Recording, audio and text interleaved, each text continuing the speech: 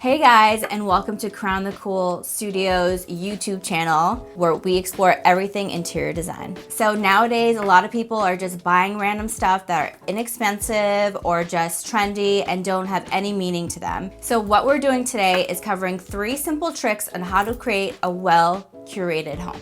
Trick number 1, and that's intention, right? Intention is anything that means anything to you. Pick a style for your home, and once you do that, you can figure out if you like traditional, transitional, modern, eclectic, Hollywood, Regency. There's so many styles out there for so many people. For example, are you a traveler? Maybe you buy things from your travels that can inspire you from home. So items like vintage pieces, artwork, mixing metals, texture, blankets, wallpaper, lighting, all these items will help create a well-curated home.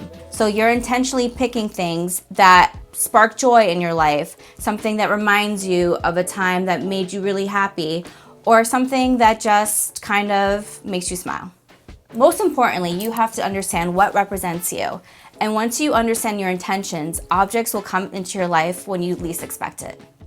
So trick number 2, and that's actually a question that I ask myself all the time. What emotion do you want your space to feel like when you're in your home or when guests visit? So let's talk about what makes my heart sing. And usually it's artwork or vintage pieces. For example, I have vintage glassware that I was gifted by my mom from her wedding day that I have out on display all the time.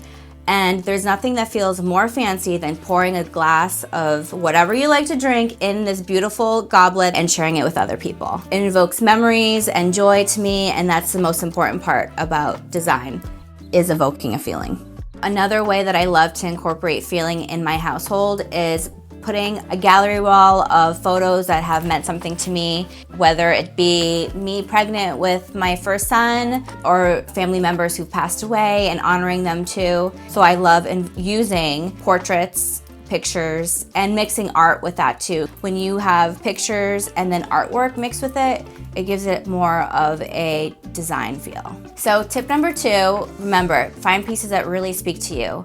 Something that really brings a lot of emotion and joy to you is the most important part. And it looks fabulous in your home too. Trick number 3, so my last trick is actually to remove everything from your space. Maybe not everything, but a few things here and there that you know that have been collecting dust and do nothing for you. You want your home to be curated, not cluttered. And I suggest going room by room doing this, but remove everything that has no intention to you, and then kind of sit there for a little bit and see how the room feels blank. This could take days, months, years. Don't put so much stress on you. Keep the room blank for a little bit. It won't be forever.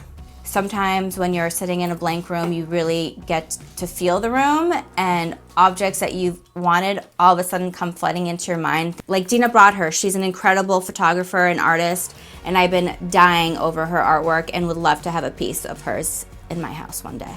So my tip is remove everything that gives you no joy or intention. Start slowly and sit in the space that's blank for a little bit and feel the space and see how you feel in the space. There you have it, my 3 simple tricks for designing a well-curated home. So remember, start with intention, buy items that invoke emotion to you, and most importantly, it's okay to restart and refresh. Your home is a reflection of your personality, so make it uniquely yours. Like and subscribe if you find these tips helpful. Thanks for joining me today, and I'll see you in the next video. Are you bold enough to break the mold?